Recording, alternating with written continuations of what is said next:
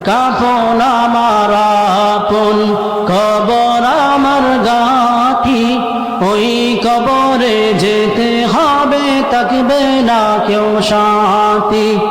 ওই কবরে যেতে হবে, থাকবে না কেউ সাথী।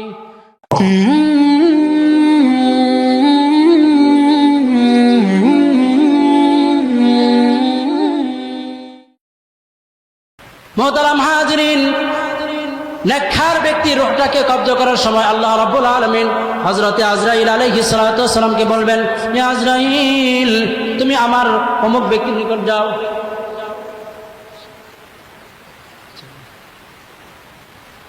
হে আজরাইল, তুমি আমার নেককার ব্যক্তির নিকট যাও, তুমি তার রূহটাকে কব্জা করে আনো।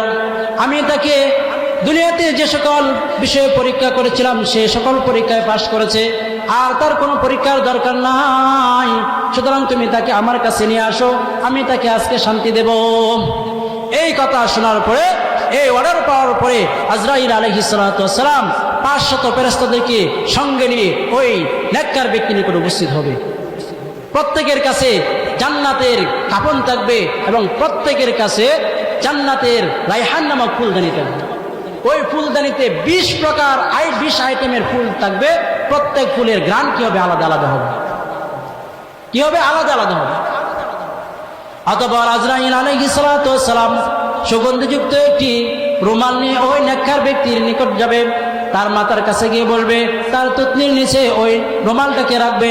রাখার পরে তার সামনে জান্নাতে বিভিন্ন নাজ নিয়ামতগুলোকে অবলোক করানো হবে এবং তার সামনে জান্নাতের নাজ নিয়ামতগুলো, হর গিলমানগুলো তার সামনে ছোটাছুটি করতে থাকবে। তখন সে এই তুচ্ছ দুনিয়া ছেড়ে যাওয়ার জন্য সে এমন বেকুল হারা হয়ে পড়বে, যেরকম ভাবে কাঁসায় আবদ্ধ পাখি যেরকম ভাবে বের হওয়ার জন্য চটপট করতে থাকে, ওই নেককার ব্যক্তি রূহটা দুনিয়া ছেড়ে যাওয়ার জন্য সেভাবে চটপট করতে থাকবে। যেটাকে তারপরে ওই নেককার ব্যক্তিকে সম্বোধন করে বলা হবে, ইয়া আইয়াতুহান নাফসুল মুতমাইন্নাহ ইরজিই ইলা রাব্বিকি রাদিয়াতান মারদিয়াহ ফাদখুলি ফি ইবাদি ওয়াদখুলি জান্নাতি। আর অপর পাশে ফেরেশতারাও কি করবে?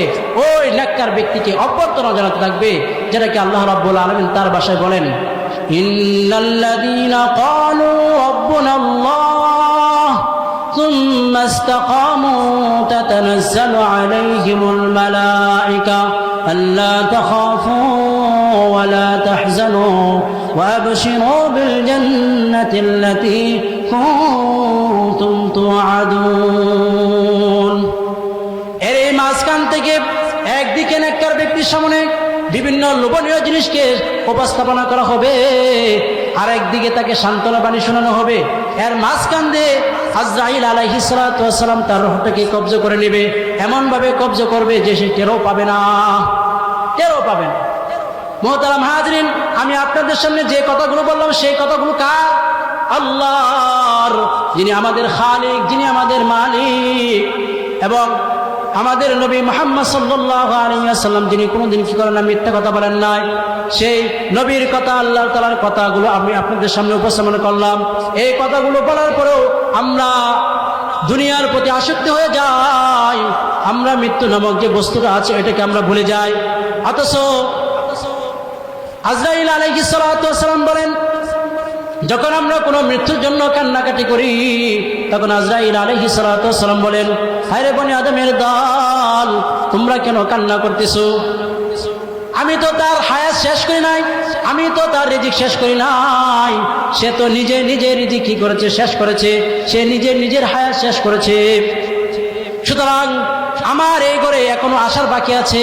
যতদিন পর্যন্ত এই ঘরের মধ্যে একজন লোক থাকবে, ততদিন পর্যন্ত আমি এই ঘরের মধ্যে আসবো।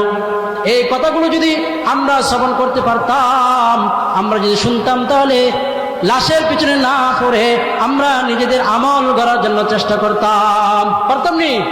অবশ্যই। তাই মুহতারাম হাজরিন, আমাদেরকে মৃত্যুবরণ করতে হবে, মৃত্যুর প্রস্তুতি সর্বদাই গ্রহণ করতে হবে। আমরা আমাদের জীবনে অনেক মানুষকে মরতে দেখেছি, অনেক মানুষকে আমরা কি করেছি? কবরস্থ করেছি। অনেক মানুষের জায়নামা, অনেক মানুষের জানাজার কাটিয়ে আমরা গ্রহণ করেছি, অনেক মানুষকে আমরা গোসল দিয়েছি, অনেক মানুষকে আমরা কবরে রেখেছি, কবরে না রেখলেও আমরা কবরে রাখতে দেখছি নাকি? তাদেরকে রেখে এসেছি, এরপরে তাদের কি হয়েছে আমরা তা জানি না, এরপরে কি হচ্ছে বা হবে তা আমরা জানি না।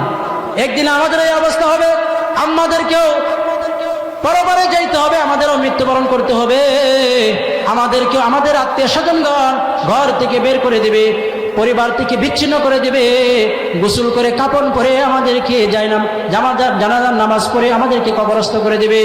সেদিন আমাদের কোনো ধন সম্পদ, প্রভাব প্রতিপত্তি এবং সার্টিফিকেট, ক্ষমতার দাপট সেদিন কোনো কাজে আসবে না, মুনকার নাকিরের কোনো কাজে আসবে না, শুধুমাত্র আসবে আমাদের কাজে আমাদের নেক আমল। কি আমল?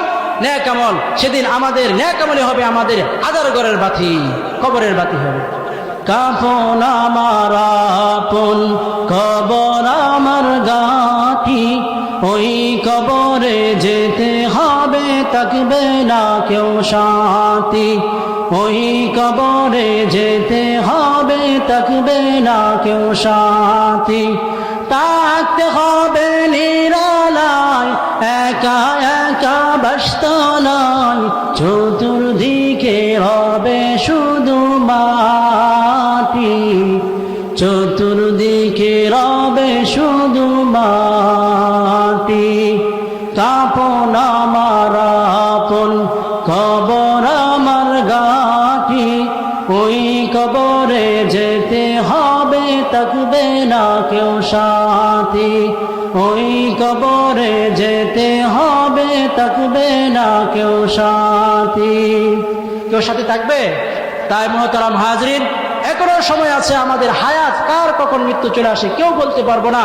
আজকে এই মাহফিল থেকে আমরা দৃঢ় সংকল্পবদ্ধ হই, আজকে থেকে আমরা আর কোনোদিন নামাজ কাজা করব না, আজকে থেকে আমরা কাউকে ধোঁকা দিব না, আজকে থেকে আমরা কারো সমালোচনা করব না, আমরা যারা দিনের লাইনে আছে তাদেরকে সাহায্য সহযোগিতা করব, আমরা এলাকার মধ্যে মিলেমিশে থেকে আমরা একে অপরের সাহায্যে কষ্টে আমরা এগিয়ে আসবো। পারবো তো ইনশাআল্লাহ?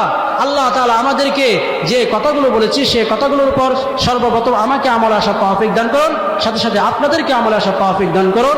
আসসালামু আলাইকুম ওয়া রাহমাতুল্লাহি ওয়া বারাকাতুহু।